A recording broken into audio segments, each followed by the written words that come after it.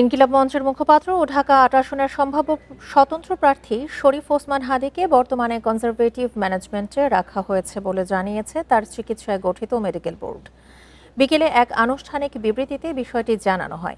Board জানায়, গুলিবিদ্ধ হওয়ার ফলে হাদীর মস্তিষ্ক গুরুতরভাবে ক্ষতিগ্রস্ত হয়েছে। অস্ত্রোপচার সম্পন্ন হওয়ার পর এখন ব্রেইন প্রোটেকশন প্রোটোকল অনুসরণ করে প্রয়োজনীয় সব ধরনের সাপোর্ট দেওয়া হচ্ছে। শারীরিক অবস্থা কিছুটা স্থিতিশীল হলে পুনরায় ব্রেনের সিটি স্ক্যান করা হতে পারে বলেও জানানো হয়।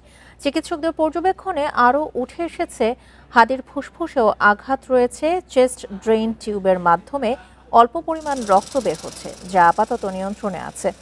সংক্রমণ ও ARDS এর ঝুঁকি এড়াতে ভেন্টিলেটর সাপোর্ট অব্যাহত রাখা হয়েছে। তবে কিডনির কার্যক্ষমতা আপাতত স্বাভাবিক পর্যায়ে ফিরে এসেছে বলেও জানিয়েছে মেডিকেল বোর্ড। পাশাপাশি হাসপাতালে অপ্রয়োজনীয় ভিড় এড়াতে এবং বিভ্রান্তিকর তথ্য প্রচার না করার জন্য সবার প্রতি অনুরোধ জানানো হয়েছে বিবৃতিতে। ওসমান হাদীর শারীরিক অবস্থা নিয়ে আরও জানাতে এবার কেয়ার হাসপাতালের সামনে থেকে যোগ দিয়েছেন সহকর্মী সাজ্জাদ হোসেন। সাজ্জাদ, এখন পর্যন্ত ইতিমধ্যে আমরা জানতে পেরেছি যে ওসমান হাদীকে কনজারভেটিভ ম্যানেজমেন্টে রাখা হয়েছে।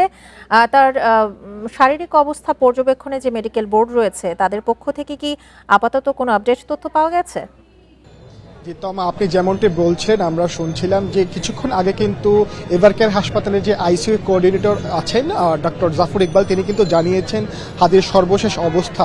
আমি একটু সারমর্মটি জানিয়ে রাখি তার বিবৃতির।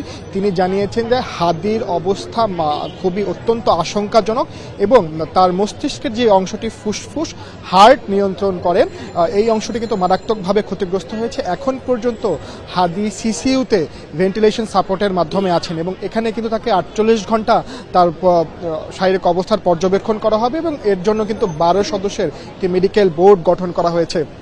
তারা কিন্তু সবাই সার্বক্ষণিকভাবে হাদীর শারীরিক অবস্থার খোঁজখবর রাখবেন এবং যখন স্থিতিশীল হবে তার শারীরিক অবস্থা তখন কিন্তু সিটি স্ক্যানের যে বিষয়টি সেটি কিন্তু পুনরায় করা হবে এবং মস্তিষ্কের কোন কোন অংশটি ক্ষতিগ্রস্ত হচ্ছে সেটি কিন্তু আবার দেখা হবে। তার অবস্থা এতটাই আশঙ্কাজনক যে এখন পর্যন্ত সিটি স্ক্যান করার মতো যে পরিস্থিতি সেটি কিন্তু সৃষ্টি হয়নি, যে তার অবস্থা স্থিতিশীল হলে আবার সিটি স্ক্যান করা হবে।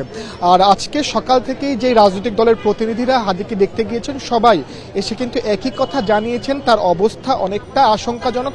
ভিতরে কিন্তু তিনি খুবই মর্মান্তিক অবস্থায় চিকিৎসাধীন অবস্থায় আছেন।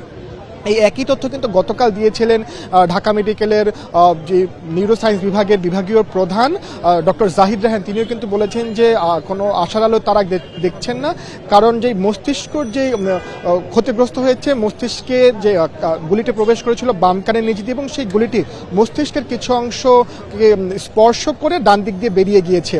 এই যে জটিল শরীরের একটি প্রধান অঙ্গ হচ্ছে মস্তিষ্ক, সেই মস্তিষ্ক ক্ষতিগ্রস্ত হওয়ার কারণে তার অবস্থা কিন্তু আরও জটিলতর হয়েছে।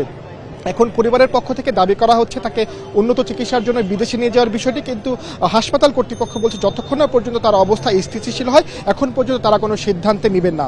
আর আজকে কিন্তু এখানে গণ অধিকার পরিষদের পক্ষ থেকে নুরুল হক নূর এসেছেন এবং বিএনপির যে ঢাকা 13 আসনের যে প্রার্থী আছেন ববি হাজার তিনি এসেছেন, আরও বেশ কয়েকটি রাজনৈতিক দলের প্রতিনিধিরা এসেছেন এবং সবাই কিন্তু একই কথা জানিয়েছেন এবং যে দ্রুত তারা যেই হাদীকে যারা গুলি করেছেন তাদের চিহ্নিত করে দ্রুত তাদের আইনের আওতায় আনার দাবি কিন্তু তারা জানিয়েছেন।